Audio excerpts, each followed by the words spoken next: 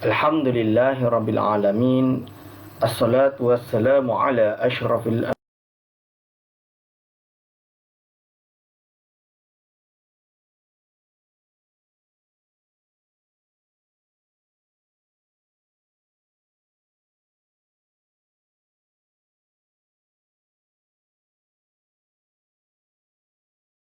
adri wa yasiri amri wahlul 'uqdatam min lisani yafqahu qawli, amma ba'du. Pada yang terhormat Imam Besar Masjid Wilayah Persekutuan yang saya hormati dan saya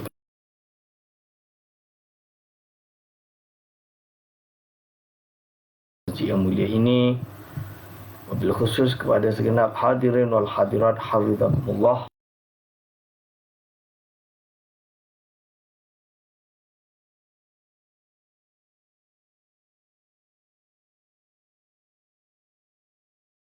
Dalam bidang tasawuf,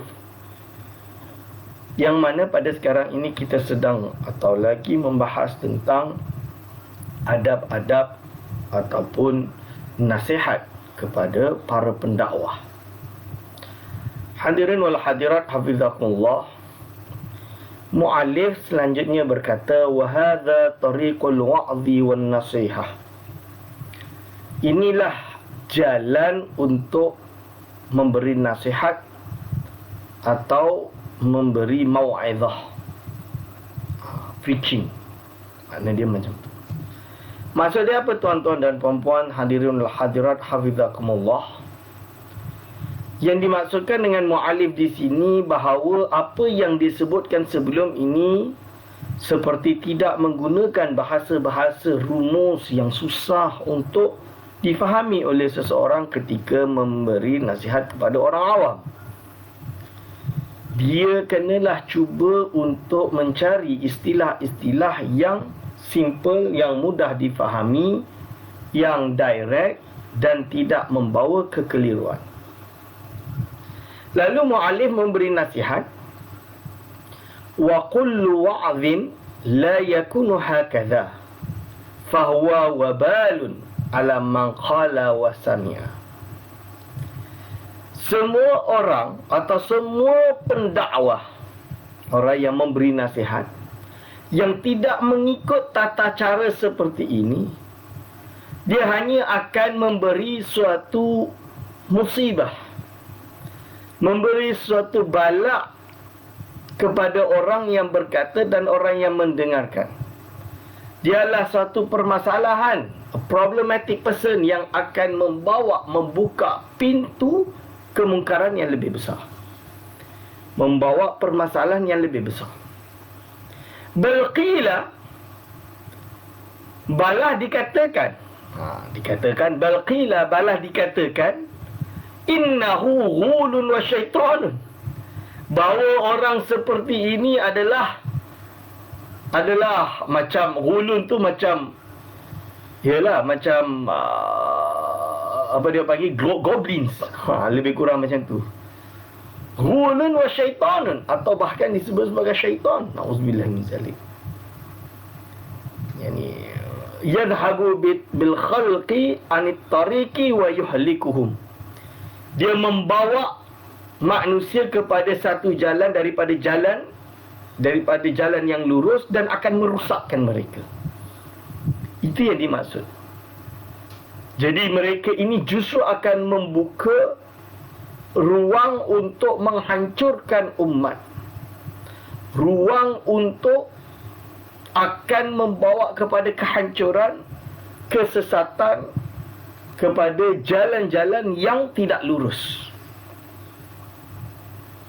Ini yang dimaksud oleh Imam Al-Ghazali. Nasihat beliau kepada anak murid beliau yang akan menjadi ulama ini, yang meminta bingkisan, yang meminta hadiah nasihat untuk dia berpegang dalam berdakwah.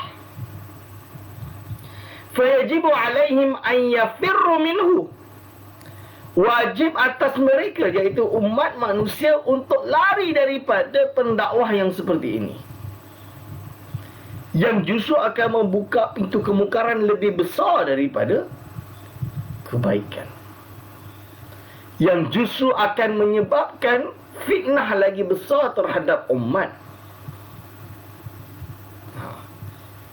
Sebab itu Imam Al-Ghazali lebih mementingkan kepada dakwah kepada orang awam sebagai dakwah yang membawa manusia kepada jalan kebenaran, daripada dakwah kepada manusia untuk pergi masuk dalam medan perdebatan, perselisihan, perpecahan, pergaduhan, dan ini akan membawa kepada mafsadah yang lebih besar.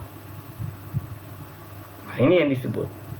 Jadi orang awam tak sepatutnya didedahkan dengan perbincangan-perbincangan ilmiah, perbincangan-perbincangan yang bersifat, kalau ilmiah tak ada masalah, tapi perbincangan yang bersifat dialektik teologi, dipanggil dengan perbincangan kalam yang tinggi, yang akan menyebabkan orang semakin mudah untuk, bahasa Imam Ghazali dalam kitab Ihya Ulumuddin, mudah untuk mengkafirkan orang lain dibandingkan membuka pintu rahmat Islam, menerima lebih banyak umat untuk menjadi bahagian daripada umat Islam. Contoh dia, golongan-golongan yang lebih mudah untuk mengkafirkan orang lain, mengkafirkan sesama ahli kiblat maksud saya. Ini adalah yang dikhawatiri dan ditakuti. Fayajibu alaihim ayyafiru minhu, untuk lari daripada mereka ini. Lianna ma yufsiduhu hadzal qailu min dinihim la yastati'u bimislihi syaitan. Kerana apa? Kerana sesungguhnya perkara yang orang berbicara itu merosak agama mereka, ini adalah perkara yang syaitan pun tak dapat buat macam dia. Sebab syaitan dah tak beriman. Dia bukan umat Nabi Muhammad. Dia cuba untuk mengkafirkan umat Nabi Muhammad. Sedangkan yang orang ini mengaku sebagai umat Nabi Muhammad, tapi justru membuka pintu kesesatan. Sebab itu Imam Al-Ghazali rahimahullah mengarang sebuah kitab yang bernama Faisalut Tafriqah, dan juga Iljamul Awam an Fannil Kalam. Jadi di mana di dalam ini dia cuba memberi penjelasan kepada masyarakat, memberi penjelasan kepada ulama, yang mana ketika dulu Imam Ghazali sendiri pernah ditohmah dan diserang oleh beberapa golongan yang mengklaim diri mereka sebagai ahli kalam, mutakalimin di kalangan Asy'ariyah, tapi mudah untuk mengkafirkan sesama ahli kiblat.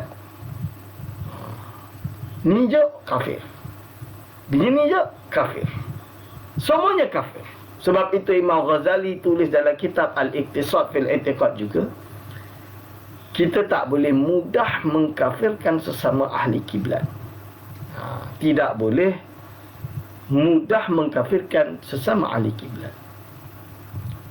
Bahkan Abu Said Muhammad Alawi Al-Maliki, guru kepada guru-guru kami, beliau mengarang kitab At-Tahdhir minal mujasafati bit-takfir.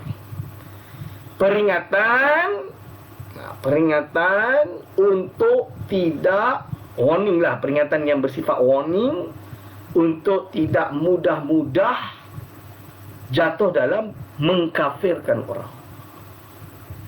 Hadirin wal hadirat hafizakumullah. Dakwah adalah untuk berusaha membawa umat kepada hidayah, bukan justru mengeluarkan umat daripada Islam. Lalu dia kata apa? Wa man kanat lahu yadun wa qudratun yajibu alaihi an yunzilahu an manabiril muslimin. Barang siapa yang baginya ada kekuatan, ada kuasa dan kudrah, ada kuasa dan kemampuan. Maksud dia apa? Maksud dia orang-orang yang memiliki kuasa di peringkat kerajaan. Yajibu alaihi an yunzilahu an manabiril muslimin. Wajib bagi mereka untuk menurunkan fulan tadi daripada mimbar-mimbar orang Islam. wajib bagi mereka untuk turunkan mereka dari mimbar-mimbar orang Islam. Wa yamna'ahu amma basharahu, dan melarang dia melakukan apa yang telah ia lakukan, dengan justru membuka pintu mungkar yang lebih besar di dalam medan dakwah. Fa innahu min jumlatil amri bil ma'ruf wan nahyi 'anil munkar, kerana ia sesungguhnya termasuk dari bahagian amar ma'ruf, mengajak kepada kebaikan, wan nahyi 'anil munkari, dan mencegah melarang daripada kemungkaran. Oleh sebab itulah kita di wilayah persekutuan, kita di wilayah persekutuan, sama ada di Kuala Lumpur, Putrajaya maupun di Labuan, memiliki undang-undang atau enactment pentadbiran Islam, yang mana di dalam enactment ini telah menentukan bahawa setiap pendakwah, setiap ustaz yang hendak berceramah di negeri atau di kawasan jajahan ini wajib untuk memiliki izin yang dipanggil dengan tauliah mengajar. Tujuannya apa? Semua orang boleh klaim bahawa dia ingin berdakwah, mengajak umat kepada hidayah, mengajak umat kepada Islam. Tapi kita khawatir, takut ada orang yang mengklaim dirinya ustaz, pakai serban, pakai jubah, pakai apa, tapi tak reti baca kitab, tak reti bahasa Arab, tak reti membaca kitab-kitab Arab, fi'il, fa'il, maf'ul pun dia tak reti, isim, mubtada, khabar pun dia tak reti. Lalu kerana petah bercakap, orang ingat dia itu ustaz dan ikut dengan dia, padahal dia hanya baca buku terjemah sahaja, kitab Arab langsung tak reti baca. Lalu akhirnya dia mahu menjawab soalan-soalan yang pelik-pelik, dan dia menjawab persoalan-persoalan yang dengan jawapan tersebut justru akan menyebabkan terbuka pintu kemungkaran dan akan menyesatkan orang banyak, atau bahkan dia membuka fitnah lagi besar, iaitu mudah untuk melaga-lagakan umat Nabi Muhammad sallallahu alaihi wasallam, mudah mengkafirkan sesama muslim, mengajak kepada mengeluarkan umat Islam daripada Islam. Dan ini yang dikhawatiri, yang ditakutkan. Oleh sebab itulah kita ada tauliah, agar supaya pendakwah-pendakwah yang layak dan telah memiliki cukup syarat sahaja, supaya mereka yang boleh mendakwah dan tidak menimbulkan fitnah yang lebih besar. Ini fawaid dia. Dan juga begitu juga berbagai negeri-negeri lain. Setahu saya semua negeri ada undang-undang tentang tauliah, agar supaya menjaga umat daripada jatuh dalam fitnah yang lebih besar. Hadirin wal hadirat hafizakumullah, ini adalah bahagian daripada amar ma'ruf nahi munkar yang wajib dipegang oleh yang berkuasa. Wa man kanat lahu yadun wa qudratun, kama qala Imam Ghazali, seperti yang disebutkan oleh Imam Ghazali. Orang yang baginya ada kekuasaan dan kudrah, wajib untuk dia menjalankan tugas ini. Menurunkan, ya mana'ahu amma basharahu, melarang mana-mana orang yang seperti ciri-ciri tersebut untuk berdakwah dan membuka pintu yang lebih besar, iaitu pintu kemungkaran yang lebih besar, daripada jatuh di dalam perkara yang membuatkan fitnah dan kemusykilan yang lebih besar terhadap umat. Ini adalah nasihat Imam Ghazali, bukan nasihat saya. Saya hanya menyampaikan dia.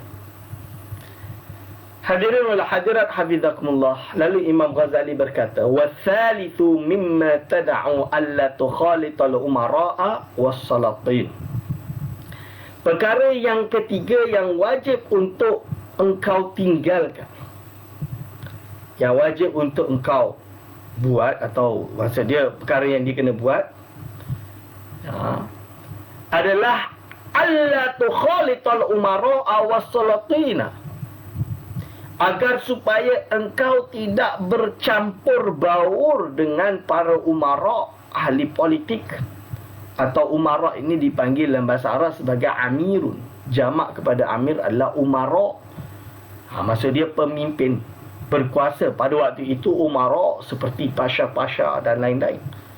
Sebaiknya sebagai seorang pendakwah ulama untuk tidak tukhalid, untuk tidak bercampur dengan mereka, wassalatina, dan para sultan pada waktu itu.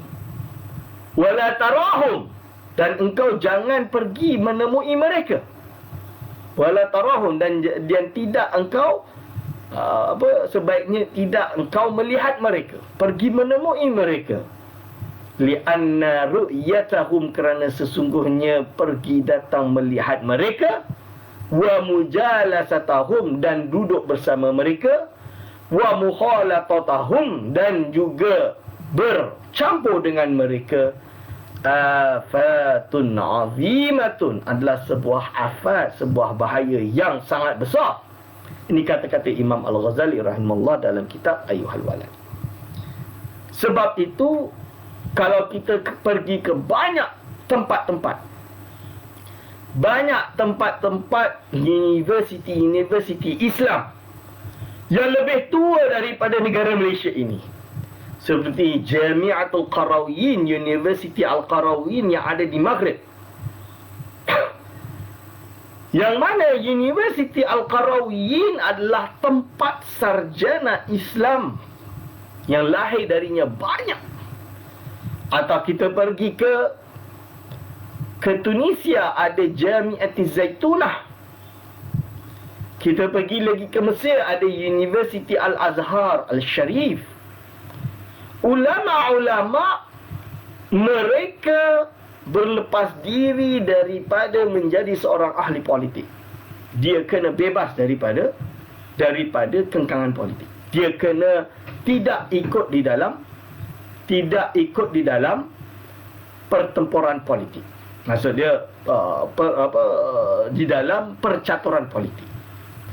Kerana apa? Mereka kena abstain, mereka kena keluarkan nasihat sesuai dengan kehendak agama, bukan dengan kehendak mana-mana parti politik, tidak juga dengan kehendak mana-mana kepentingan politik.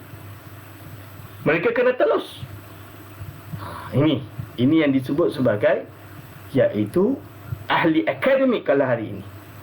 Sebab itu kita di Malaysia, ahli-ahli akademik di universiti, kalau mereka menjadi ahli akademik, mereka tidak boleh menjadi ahli politik. Kalau mereka memilih untuk berkecimpung di dalam politik, nak bertanding, maka dia kena letak jawatan sebagai ahli akademik kerana dia sedang berpolitik. Conflict of interest. Tak boleh. Ini yang disebut oleh ulama, oleh Imam Al-Ghazali rahimahullah, afatun azimatun. Lalu dia kata, walau wibtulita biha, tapi kalau engkau dicuba oleh Allah dengan perkara ini, kerana memang terpaksa, yang namanya umara dan ulama terpaksa bersama dalam hal islahul ummah. Jadi ada beberapa ulama yang memang terpaksa duduk bersama ahli politik dengan alasan untuk memberi nasihat. Contoh dia, kita pada hari ini dalam keadaan COVID, kebijakan-kebijakan pemerintah, keputusan-keputusan yang diambil oleh kerajaan, ini kadang-kadang memerlukan nasihat daripada pakar dalam hal agama, iaitu termasuk ulama. Jadi kena ada tokoh-tokoh ulama yang mewakili suara syariah. Maksud dia mewakili suara ulama sebagai lidah kepada hukum hakam Islam untuk memberi nasihat yang betul kepada kerajaan. Berarti dalam proses menuju untuk menghasilkan nasihat tersebut, perlu kepada mujalasah, perlu kepada saling mudzakarah, saling duduk dan membahas perkara ini. Walau ibtulita biha, kalau engkau dicuba oleh Allah untuk menjadi orang seperti itu, da'anka madahahum wa thana'ahum, sebaiknya engkau jagalah diri engkau untuk tidak jatuh di dalam atau menjadi orang yang apa? Menjadi orang yang mudah memuji mereka. Madahahum wa thana'ahum, atau memuji mereka, merayu, memuji, ialah memuja-puja mereka, nak tunjukkan kononnya baik dengan ni nak tu, dengan harapan jawatannya, dengan harapan itu dan ini. Da'anka madahahum wa thana'ahum. Kerana apa? Kerana engkau sepatutnya telus. Kalau salah-salah, betul-betul. Tidak perlu menjadi penjilat. Bahasa dia macam tu. Kena tegas berbicara, memberi nasihat yang tegas. Ini salah, ini betul. Cakap kepada kerajaan, ini salah, ini betul. Sepatutnya hukum seperti ini hukum dia.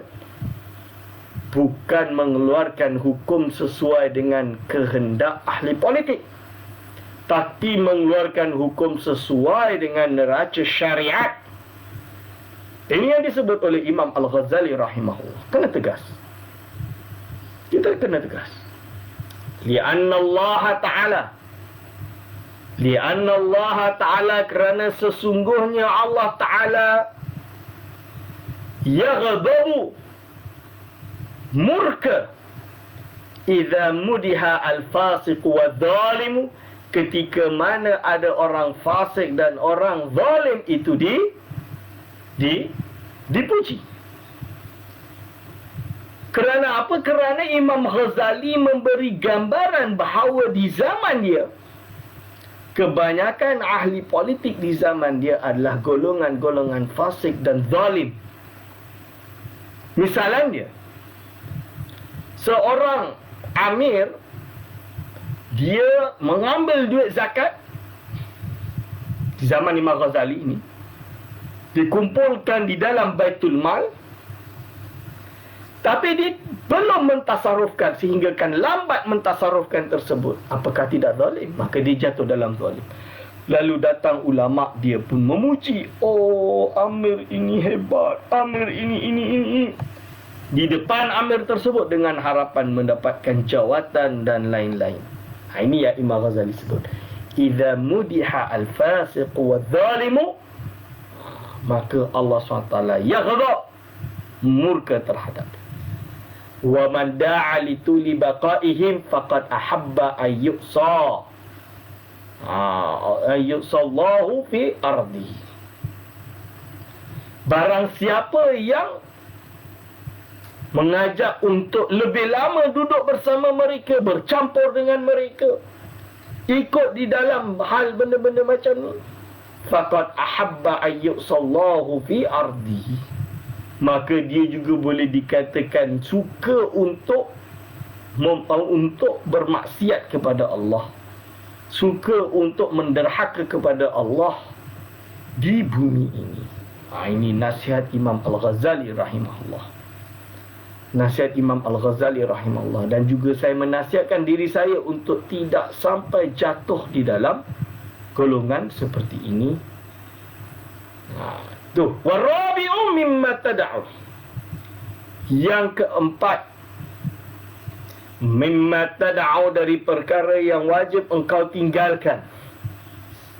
Alla taqbala syai'an min 'ita'il umara'i, untuk engkau tidak terima sesuatu pun daripada pemberian umara, pemberian kerajaan.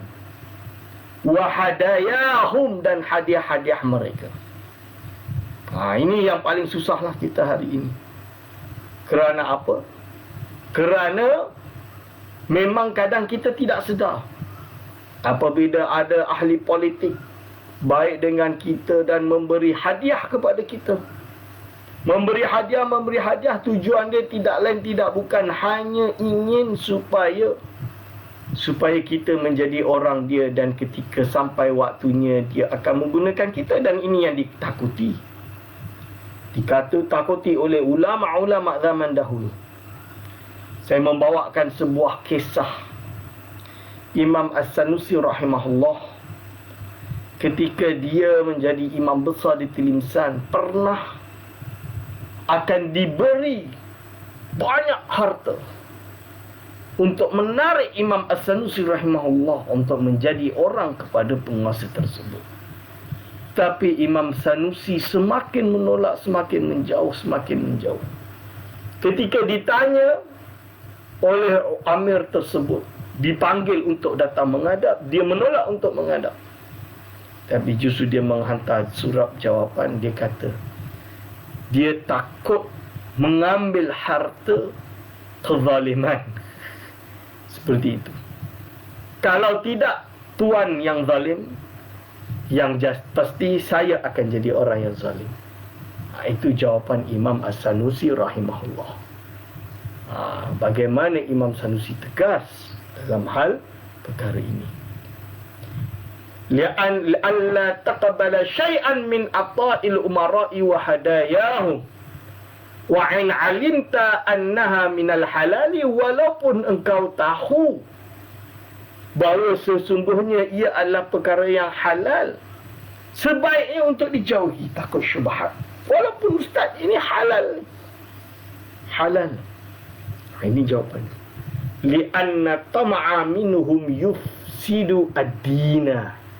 Kerana berharap daripada golongan-golongan ahli politik, minhum daripada mereka, yufsidu dina, akan membahayakan agama.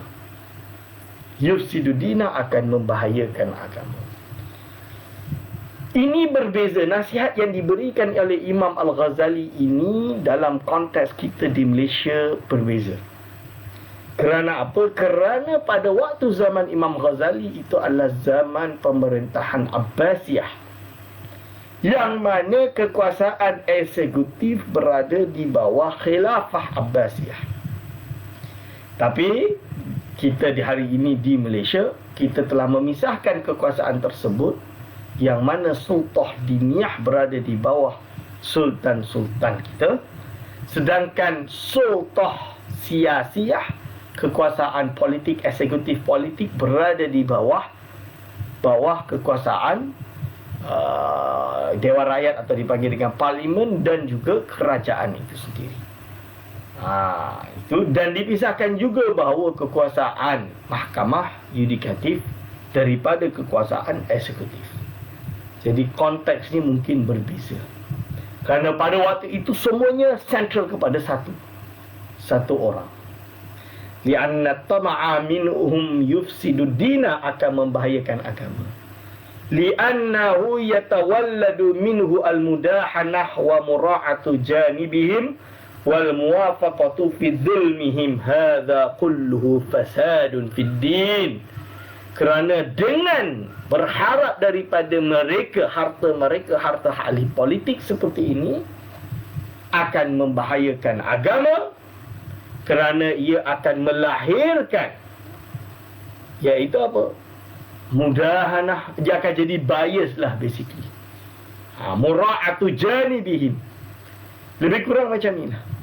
Kalau ada satu parti yang akan memberi duit, harta dan keuangan dan lain-lain kepada seorang ahli akademik, maka tentulah ahli akademik tersebut akan berbicara di televisyen dan di tempat lain untuk membela parti tersebut. Maka dia akan menjadi bias. Walaupun salah, dia akan keluarkan segudang dalil untuk memuji dan membela parti tersebut. Dan ini yang dimaksud oleh Imam Ghazali, perkara tersebut perlu dijauhi. Oleh sebab itu, ahli akademik di Malaysia, dia kena bebas daripada mana-mana belenggu kepartian. Dia kena berbicara ke atas dasar ketelusan ilmu dia, kebebasan akademik. Setuju tidak setuju sesuai dengan ilmunya.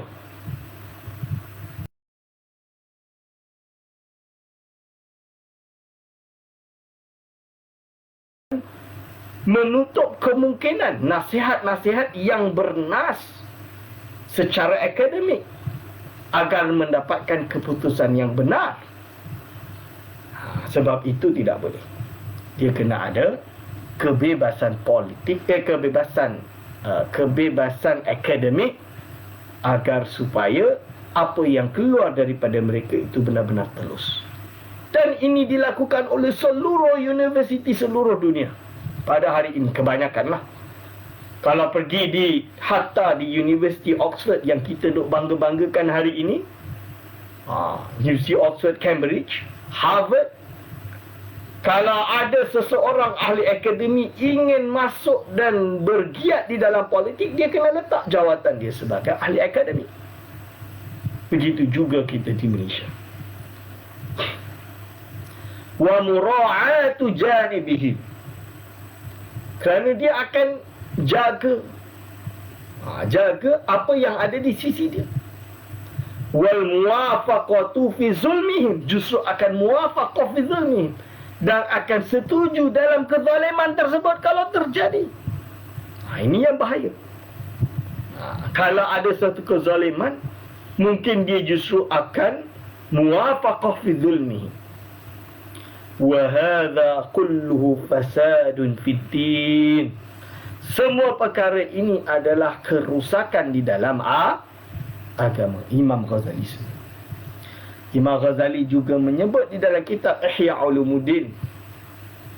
Di mana di dalam kitab Ihya Ulumuddin Imam Ghazali ada menyebutkan tentang ulama su, ulama yang buruk, di mana ulama yang tidak telus tapi justru ikut pada kuasa politik.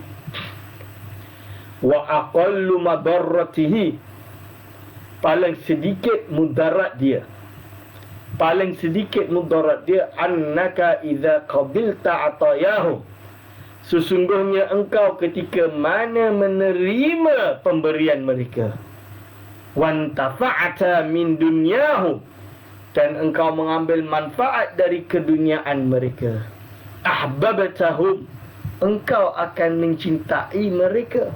Wa man ahabba ahadan yuhibbu tula umrihi wa baqa'ahu bid-darurah, barang siapa mencintai seseorang, yuhibbu tula umrihi, maka dia akan mencintai dia sepanjang umurnya, wa baqa'ahu, dan dia akan sentiasa bersama orang tersebut, bid-darurati, dengan secara pasti dia akan sentiasa bersama dia sampai bila-bila.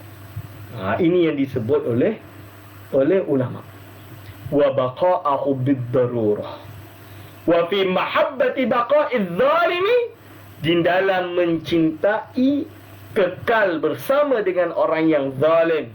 Iradatuz zalimi, dengan kehendak apa? Iradatuz zulmi, dengan berkehendak kepada kezaliman, ala ibadillahi, kepada hamba-hamba Allah Ta'ala, wa iradatu kharrabil alami, dan dengan berkehendak untuk menghancurkan sekalian alam ini.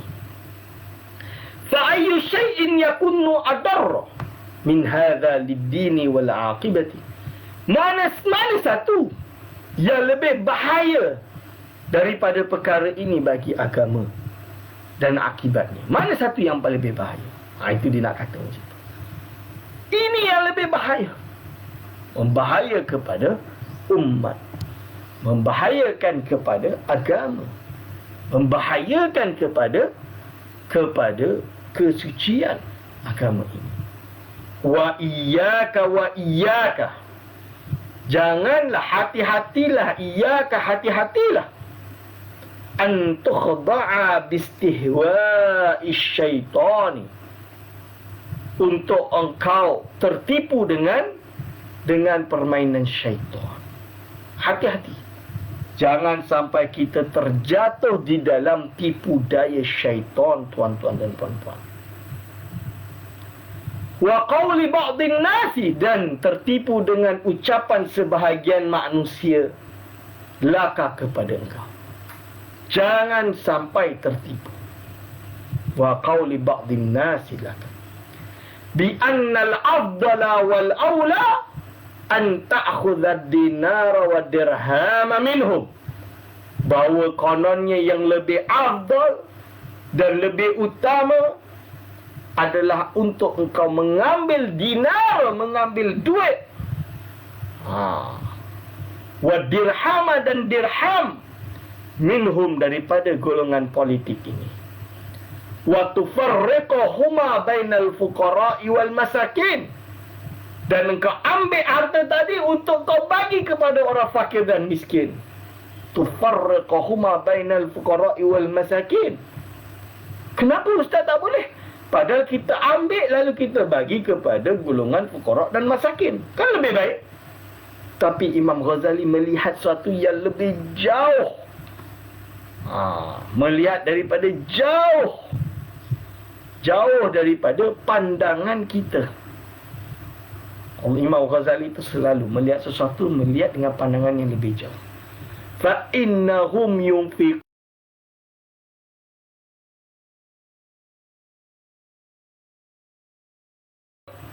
mereka menafkahkan harta tersebut fil fisq wal maksiyati, dengan tujuan kefasikan dan maksiat. Dengan tujuan kefasikan dan maksiat. Kerana untuk mengekalkan jawatan mereka, untuk mengekalkan kepentingan parti mereka, untuk mengekalkan kekuasaan mereka. Kalau di kalangan ahli politik yang mungkin ada riwayat-riwayat yang tidak baik, seperti mula daripada rasuah, corruption dan lain, dan ini akan mengekalkan dalam perkara yang mungkar. Sebab itu alhamdulillah kita di Malaysia, kita di dalam sistem demokrasi berperlembagaan seperti ini, kita ada monarki yang berperlembagaan. Maka ketika kuasa agama seperti Jabatan Mufti, Jabatan Agama Islam atau Baitul Mal yang berada di bawah majlis agama, dia sudah tidak ada kepentingan politik. Dia kena bebas daripada kepentingan politik, kepentingan kepartian atau kuasa politik. Kerana dia murni amanah Islam, murni untuk kepentingan orang Islam. Ketika pengurusi CEO majlis memberi, dia tak boleh memberi dengan tujuan untuk mengekalkan jawatan dia. Kerana apa? Kerana jawatan dia dah di bawah payung istana, yang mana dia bukan pada kehendak kekuasaan politik, berkempen dan lain-lain, tidak. Tapi dia adalah menjalankan tugas. Selesai. Dia berbeza apabila perkara ini berada di bawah parti politik. Maka dikhawatirkan amanah umat tadi, duit zakat, wakaf, baitul mal dan lain-lain, dikhawatirkan digunakan untuk political mileage. Dan ini yang dikhawatirkan. Ini yang Imam Ghazali sebut, فَإِنَّهُمْ يُنْفِقُونَ فِي الْفِسْقِ وَالْمَعْصِيَةِ. Jadi konteks Imam Al-Ghazali dengan Malaysia pada hari ini dah berbeza. Jadi kita kena melihat dengan kacamata konteks yang sesuai. Kalau pada waktu itu lain. Imam Ghazali zaman dia berbeza. Jadi kalau di Malaysia, alhamdulillah. Sebab itu kita perlu memastikan bahawa ulama sentiasa berada di landasan non-partisan, pada landasan telus berbicara sesuai dengan ilmunya, tidak pada kepentingan mana-mana parti ataupun kekuasaan politik. Jadi dia memberi hukum sesuai dengan hukum yang benar, yang hak. Kita bahaya pada hari ini, dikhawatirkan orang menggunakan istilah-istilah agama demi kepentingan kekuasaan atau pengaruh politik. Itu kita yang bahaya. Pada hari ini bermacam-macam istilah boleh keluar. Macam-macam istilah boleh keluar dengan kepentingan political mileage. Ini yang kita tak nak. Wa infaquka 'ala du'afa'in nasi khairun min infaqihim. Olehnya engkau memberi infak kepada du'afa'in nas, manusia yang lemah, ini lebih baik daripada infaqihim, daripada mereka yang memberi dan engkau yang menyalurkan. Ini yang disebut oleh Imam Al-Ghazali. Jadi apa? Khairun min infaqihim. Fa innal la'ina qad qata'a a'naqa kathirin minan nasi bihadhihi waswasati. Fa innal la'ina, kerana sesungguhnya syaitan yang terlaknat, qad qata'a a'naqa kathirin minan nas, telah memenggal banyak selamat daripada tengkuk-tengkuk manusia bihadhil waswasati, dengan waswas ini. Kononnya saya tak masuk poket, saya hanya menyalurkan infak daripada golongan ahli politik ini. Contoh dia. Padahal perkara tersebut dia tak sedar dia sedang menolong yunfiquna fil fusq wal ma'siyati, seperti yang disebutkan oleh Imam Al-Ghazali rahimahullah. Ini. Semoga kita dapat menjaga diri kita. Para pendakwah di Malaysia dapat menjaga diri mereka daripada fitnah-fitnah seperti ini. Okey. Wa afatuhu fashid. Afat dia itu sangat bahaya. Kathirun, ada bahaya kathirun yang banyak. Ada bahaya yang banyak. Qad zakarnahu fi ihya'i ulumiddin, yang mana telah aku, iaitu Imam Al-Ghazali rahimahullah, menyebutkannya di dalam kitab Ihya. Dia dah sebut dalam kitab Ihya Ulumuddin banyak tentang perkara ini. Fatlubhu sammata, maka engkau carilah perkara tersebut di sana. Jadi misalan dia di dalam juz 3 Imam Al-Ghazali, kitab Ihya Ulumuddin, juz 3 kitab Ihya Ulumuddin, muka surat 523, Imam Al-Ghazali ada menyebutkan iaitu tentang kitab halal dan haram. Misalnya Imam Ghazali menyebutkan tentang harta yang warak. Ini disebutkan tentang khulafa, tentang ahli politik dan lain-lain. Ini boleh rujuk di sini. Dalam sini kitab Imam Ghazali Ihya Ulumuddin juz 3 muka surat 523, cetakan Darul Minhaj. Cetakan Darul Minhaj adalah cetakan yang terbaik bagi kitab Ihya Ulumuddin. Saya peribadi memang menjadikan kitab Ihya Ulumuddin ni sebagai salah satu kitab yang sentiasa kita baca tiap-tiap hari, baca sedikit walaupun sedikit. Dan ketahuilah bahawa kitab Ihya Ulumuddin ini saya membaca secara laju bersama penterjemah ke bahasa Inggeris. Jadi kita ada reading session dalam bahasa Arab dan bahasa Inggeris setiap hari Ahad terakhir setiap bulan. Dulu kami buat di satu markas lah dekat KL ni, dekat Wang Semaju. Tapi sekarang kita guna online bersama Dr. Profesor Madya, Dr. Adi Setia. Beliau adalah lulusan ISTAT di Damansara, lalu pernah menjadi pensyarah UIA, pensyarah UTM, dan sekarang bekerja sendiri di Terengganu. Tapi dia telah menterjemahkan banyak buku-buku Imam Al-Ghazali rahimahullah daripada Ihya dan lainnya dari bahasa Arab ke bahasa Inggeris yang dicetak di Fons Vitae. Fons Vitae ni sebuah publisher yang ada di Amerika yang mana terkenal mencetak karya-karya Imam Al-Ghazali, dan Fons Vitae ni international publisher. So, sebuah publishing house yang bertaraf internasional. Berarti bayangkan, beliau ini orang Malaysia, orang Melayu, yang mana terjemahannya diakui oleh pusat iaitu markas dunia, publisher dunia.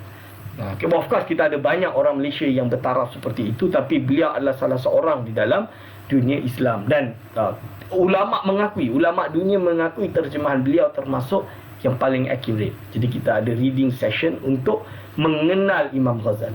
Pembacaan kitab Ayu Al-Walad ni baru sebahagian daripada ilmu Ghazali yang kita buka. Dan banyak lagi ilmu-ilmu yang perlu untuk kita berenang dan mempelajarinya. Hadirin wal hadirat hafizakumullah. Lalu dia kata apa? Fatlubhu thammata, maka kau bacalah kitab tersebut secara detail kalau nak bahas secara ilmiah bagi permasalahan ini. Wa ammal arba'atu, adapun 4 allati yanbaghi laka an taf'alaha, yang wajib bagi engkau untuk melakukannya. Ada 4. Tadi ada 4 perkara yang wajib kau tinggalkan dia. 4 perkara seorang pendakwah wajib meninggalkannya. Dan sekarang pula adalah 4 perkara yang wajib untuk engkau lakukan. Al-awwalu an taj'ala mu'amalataka ma'allahi ta'ala. Engkau wajib untuk, yang pertama, engkau wajib untuk menjadikan muamalah engkau bersama Allah bihaitsu law amalaka biha abaduka tarda biha minhu. Dengan gambaran kalau engkau beramal dengannya, bermuamalah dengannya, seorang hamba engkau, tarda biha minhu, engkau meridai dengannya daripadanya. Wala yadhiqu khatiruka alaihi wala taghdab. Jangan kau sempitkan khawatir, iaitu sempitkan kalam-kalam hati engkau, kekhawatiran engkau padanya, dan janganlah engkau jatuh dalam kemarahan kepadanya. Jadi dia kena sabar, kena muamalah ma'allah. Itu maksud dia. Muamalah ma'allahi ta'ala, bermuamalah bersama Allah Subhanahu wa ta'ala. Ini yang dimaksudkan. Lalu dia kata wa ma la tarda li nafsika min 'abdika al-majazi la tarda lillahi ta'ala minka wa huwa sayyiduka al-hakiki. Apa yang engkau tidak redha pada diri engkau daripada hamba engkau yang bermakna majazi. Jadi kalau kita ni terlalu tak terima dengan keadaan muamalah kita sesama manusia, tak redha, itu sama sahaja seolah-olah engkau tidak redha kepada Allah daripada apa yang telah Allah jadikan dan Allah tentukan kepada engkau. Padahal dia adalah sayyiduka, dia adalah tuan engkau al-hakiki, yang sebangsa hakiki. Hadirin wal hadirat hafizakumullah. Ini adalah nasihat Imam Ghazali yang sangat penting. Sangat penting kepada kita untuk redha. Kita kena jangan kita buat sesuatu lalu kita putus asa, kita marah pada diri kita. Tak, kita buat ma'allah. Bersama dengan Allah. Kita sentiasa bersama dengan Allah Subhanahu wa ta'ala. Maksud dia, segala sesuatu yang keluar daripada ini, yang terjadi ini, semuanya adalah datang daripada Allah. Kenalah kita cuba untuk meredai, menerima takdir ini dengan sebaik-baik mungkin. Wathani, adapun yang kedua, kullu ma'amalta bin nas ij'al kama tarda li nafsika minhum li'annahu la yakmulu imanu 'abdin hatta yuhibba li sa'irin nasi ma yuhibbu li nafsihi. Yang kedua, segala apa yang engkau bermuamalah,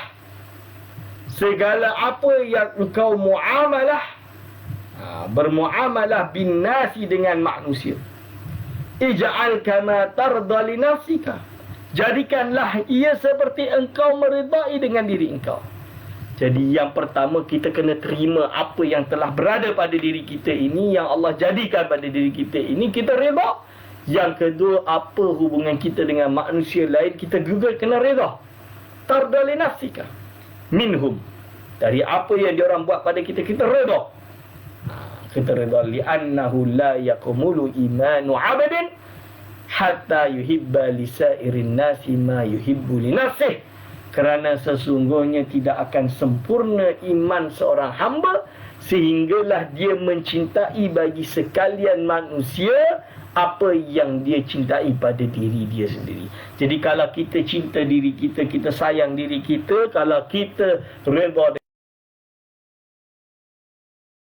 sekalian manusia, begitu juga kita redha manusia seperti kita redha pada diri kita. Hadirin wal hadirat hafizakumullah. Kita sebagai hamba Allah, kita tahu ini adalah ketentuan Allah.